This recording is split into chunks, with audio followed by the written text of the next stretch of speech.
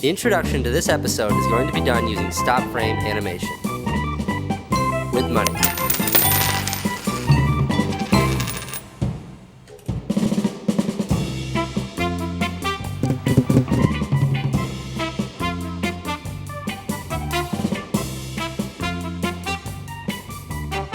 The show is comprised of a series of our short films about our lives. Then, there are shorter interstitial films laced throughout. All of these elements are combined, and that's a TV show.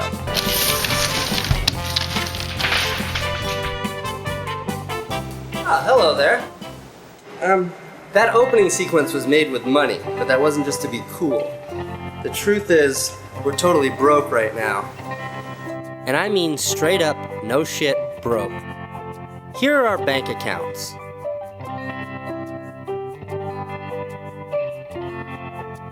This is my personal account with 21 bucks.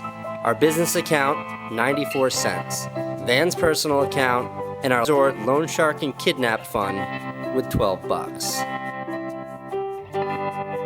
We're dressed in these monkey suits to go to the Emmys.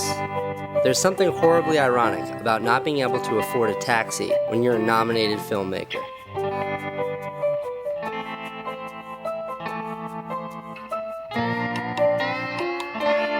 It was for a little movie we made for the New York Times. Why are we so broke? Because we spent money on one hell of an adventure. We also closed on a deal that's going to solve our financial woes very soon. We're at the Emmys right now. More positive. In the award ceremony, and Van is smoking a cigarette. Nobody told me we were up against the fucking Barack Obama movie. Get out, I can leave. We didn't win the Emmy, and we got kicked out for smoking. What a couple of assholes.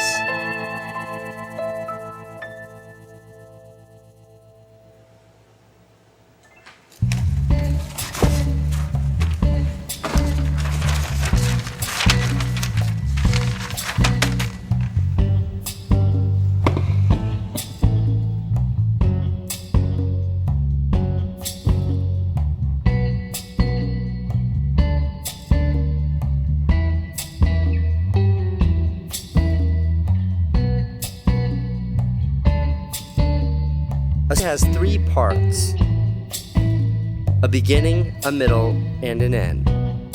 These three components make up the arc of the story. We try to adhere to the rules of storytelling when editing together these episodes. In this episode, we climb a huge mountain, so the arc should have been simple. But Van and I don't just experience the adventures. We have to then turn our adventures into this TV show. So we go on our adventure, like mountain, and then, a couple weeks later, we edit it.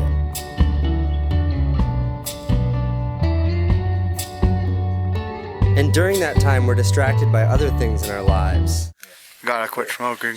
So the episodes become part about our adventure, and then part about what we're doing in our lives while we're editing the adventure.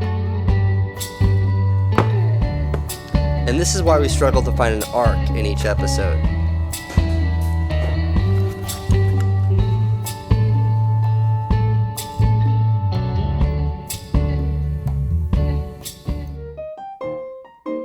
Here they are. These are all of the cameras Casey and I used to shoot this show. They brought us all over the place, and each camera has a story. Our friend Susan bought us this one after September 11th, 2001, when we were dead broke. The rest we bought with our own money. We don't have corporate sponsorship yet. When I met my biological father for the first time, I shot it with the TRV-33. Each of these cameras have their strengths and their limitations. For instance, here's an example of our most limited camera. It takes film, which they only sell in cities like New York and Los Angeles.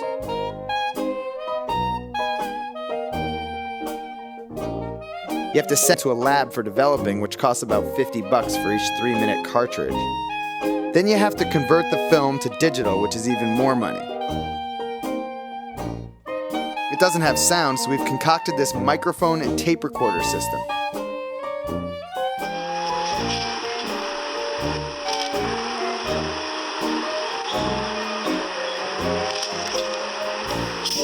Which means you have to record sound onto a tape recorder, then record from the to digital tape, then sync up the sound on a computer. Using this camera is such a pain in the ass that I've faked this entire sequence and shot it on my Leica. Which brings us to our most convenient cameras. The Leica, which sounds like this and has an image like this.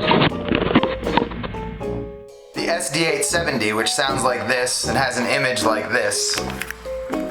It's also my personal favorite.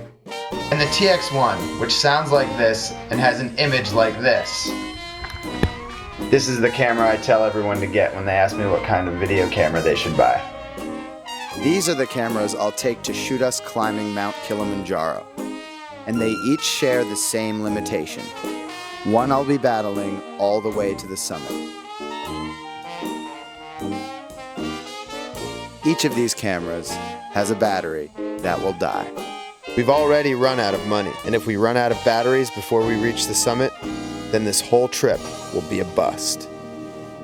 And that's how you charge a battery on a plane. So we're going to Tanzania to climb the tallest freestanding mountain in the world. That'd be Kilimanjaro. Our first leg of the flight goes to Holland, Amsterdam.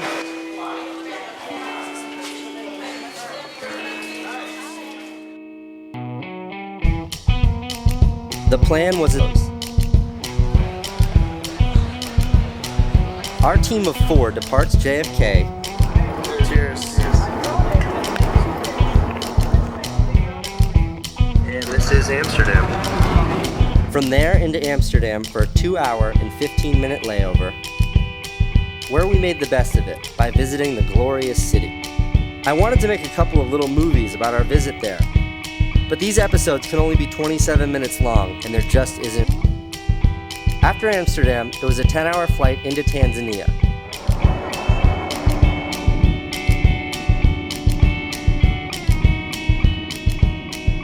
The home of the tallest freestanding mountain in the universe, Mount Kilimanjaro.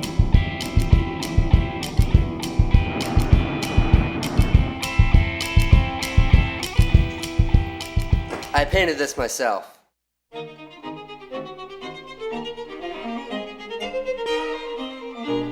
Our Kilimanjaro climb team.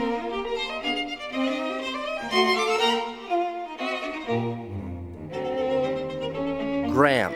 Graham's special powers are diplomacy and preparation. The first time I ever met this guy, he introduced himself to me by saying, "Graham VC, how the hell are ya?" We're gonna get to Kilimanjaro.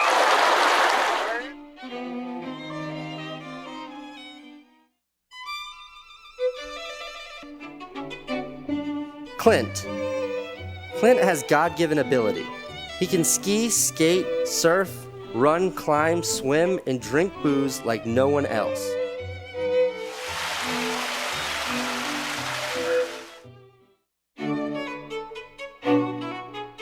Van was our technician. There was nothing he couldn't build, including an impromptu birthday cake complete with 26 candles at 13,000 feet.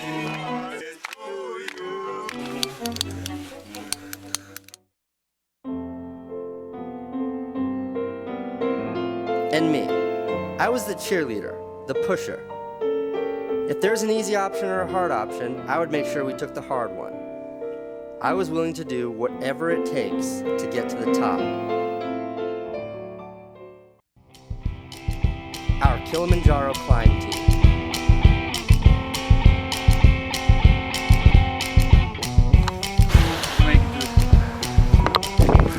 This is the struggle.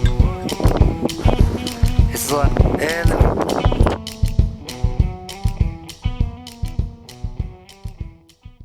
These are the porters who are carrying all of our stuff. Those are the real men on this trip. They gotta carry all that shit. They gotta carry like a stove, food, 28 gallons of water. That's what I'm carrying. Yeah. Yeah, I'm not going. I'm for those two and complaining about it. I'm not going. Lower, lower, lower, lower, lower. Not in frame, not in frame. Okay, closer to your waist. Closer to your waist. Closer to your waist. Closer to your waist. Closer to your waist. Closer to your... Straight up.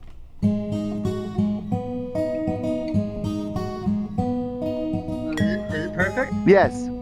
This is the peak of Mount Kilimanjaro. How far away are we? We're about 80 away. Right here is Kilimanjaro, right here. Shit, dude. Hold on. Hold on. Now, when you think about climbing the tallest mountain in Africa, maybe you imagine danger and the risk of death at the slightest mistake. Yeah. Oh God, Casey, grab him! Are you even a case?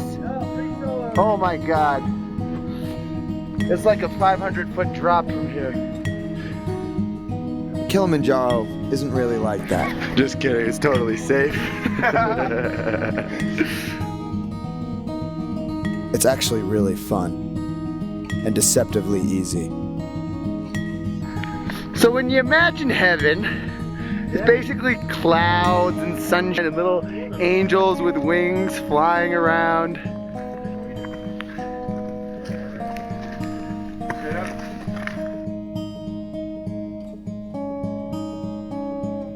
The porters were the real men on this trip. Tanzanian law says that each climber on Kilimanjaro must have at least 2 porters. They each carry about 50 pounds of gear.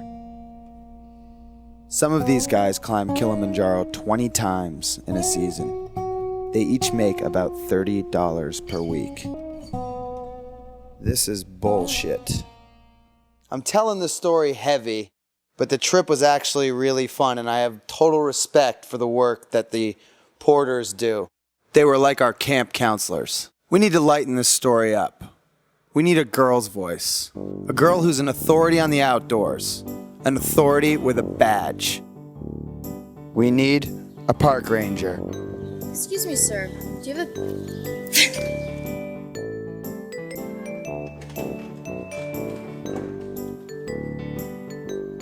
The porters were cool. These guys made the climb fun and fancy. It was like having a 5-star hotel follow you up the mountain. Alexi carried the raw meat. Graham tried it and got a little meat juice on his arm. Remember that meat we saw him cutting up 3 days ago? That's our cut. This is it. It's good. It's tough, like shoelaces. This guy carried a kitchen table up 15,000 feet wearing LA Gear cross trainers. Graham was upset about that. He was adamant that the porters have proper climbing boots. Graham, what do you say about those? Extremely disappointed. Assurances that everybody would have proper footwear. We're gonna have to remedy it on the flip side. Couldn't do it right now. There were guys to set up your tent every night. Reggie carried Van's big pack, so Van only had to worry about his camera and his dumb hat. Do a movie called The Porters. Show them all carrying all the stuff. Hassan, the cook, carried a big-ass stove to the top of Africa so everybody could have fresh popcorn and hot tea. Room service every morning courtesy of Arnie. Paul, the guide, made sure the boys didn't climb too fast and die. Valance, the assistant guide, thought it was a good idea to bring plenty of booze. Thank you, Ranger Hansen.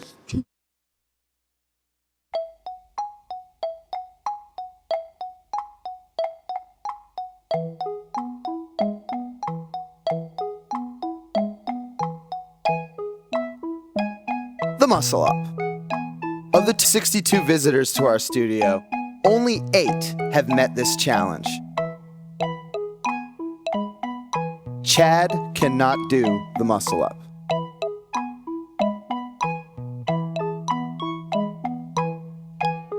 Dean, Clinton, Sebastian, Eric, and Oscar can. Nick was the first. Come on, Nick, get there. Get there, Nick. Nice.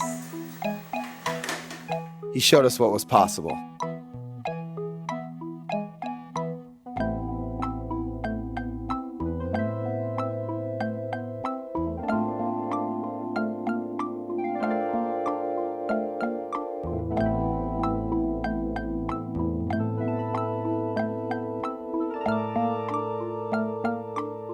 It took me 3 years, but eventually I got it.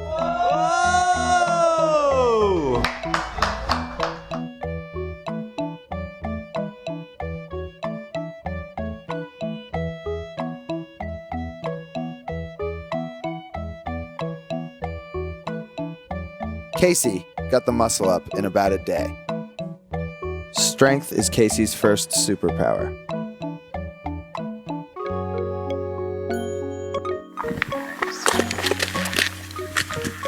Oh no, watch this. Bravery is his second superpower. How are you gonna time it? Perfectly. Yeah, you did video? Oh man, that was cool.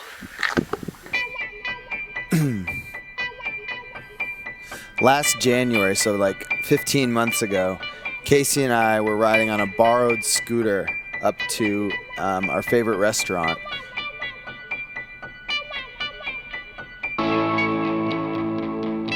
And this guy pulled out of nowhere and hit us. And I was thrown to the ground. I was totally fine. But Casey kind of absorbed all of the impact, and he broke his femur in 12 places. And it was so severe, his leg was so badly bent that they set his leg in the field with no anesthetic.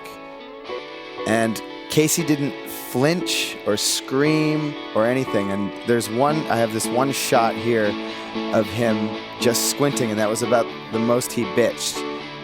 And I think this incident illustrates both Casey's strength and his bravery.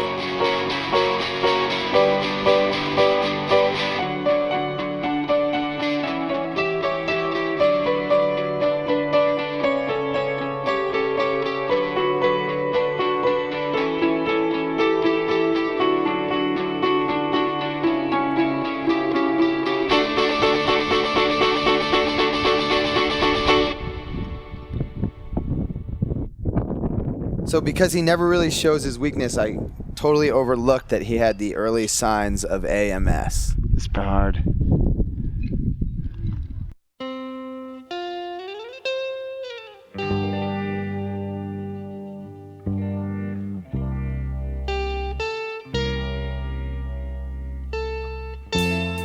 Severe AMS can be life-threatening. It is characterized by altered balance and muscular coordination. This is the hallmark of severe AMS. The victim may fumble, show poor coordination, and experience an altered mental state in which he or she is not thinking clearly. Such a person may be angry, combative, lethargic, or incomprehensible. This is the third day camp. This is camp the third day. Freezing out here. Last time I saw Casey look this bad, he was lying in the middle of Walker Street surrounded by broken scooter parts. Either that or the time a few days later when he was waking up from surgery. It's freezing in here. Do you think he has dengue fever? Fever. You psyched for the summit tomorrow? Yeah, we do a summit push. Only 5,000 more feet. Oh my God. What do you think's wrong with him? Casey's sick and he's not going to tell us. That's the kind of kid he is. He's probably having diarrhea right now. We were forewarned about how cold it was going to be up here, but when we got off the airplane in Tanzania for the first time, it was like 90 degrees. I just couldn't imagine that it was this fucking cold up here. I just peed my pants again. They're gonna freeze, man. I'll be fine. I used an old trick I remember from my bedwetting days. wad up some toilet paper, make a little maxi pad for yourself. Graham, give me a point. We're all wearing No, a point. Oh, we're going up there. Oh, there's somebody up there already. See ya.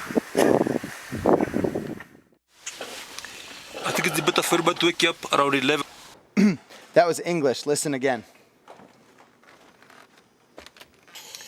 I think it's a bit of fun, but wake up around 11 o'clock. I think it's a bit of fun, but wake up around 11 o'clock in the night. Okay. All right, there's a little juice in this camera, so I'm gonna say this as fast as I can. In 45 minutes, we start our ascent to the summit. All night, it's been this fucking horrible wind, just making noise in this tent. Nobody got any sleep. It's the last day. We're climbing to the summit in the morning. It's about 20 below out, freezing. And we have to get up at midnight to make that push to the peak. Feeling strong.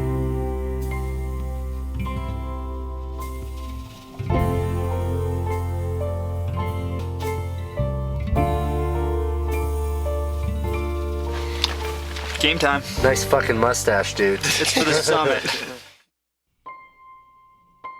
This is what the next 6 hours is gonna look like. Climbing in the dark.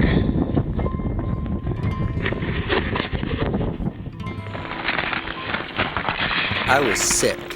Sicker than I've ever been. Severe acute mountain sickness. And the amount of gear I was wearing certainly didn't help.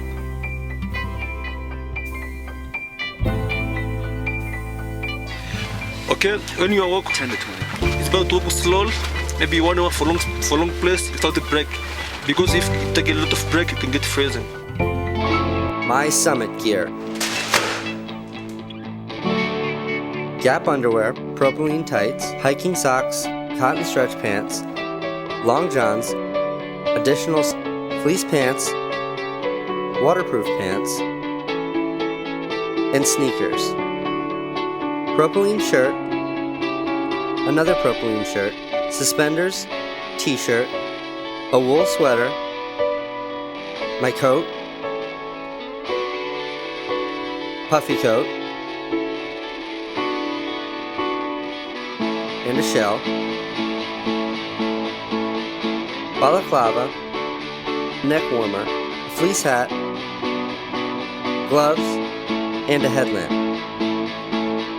I also had a backpack with 2 bottles of water, which turned into ice at 17,000 feet. This was when I started to lose it. I was freezing, started to get pale, white lips. There wasn't enough blood going to my head and I started to turn blue. I tried to climb, and I did, but I felt drunk. My head was throbbing, my stomach was churning, and everything.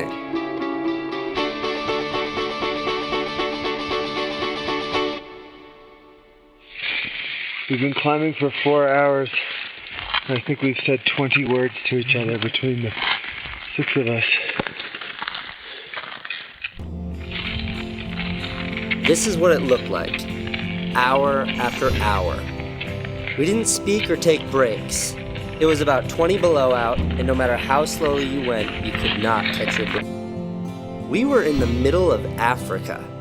They didn't have helicopters on call or an EMS patrol. On Kilimanjaro, it was climb or fuck. We're at the top of Africa. That's all I can do to keep from crying. Here comes the sunrise. Casey's about maybe 100 feet behind us. This was it. This was the moment. After we got there. I was down to 1 camera and just enough juice to shoot these final moments of our TV series. Top of Africa! We did it. Van and I have a show on HBO.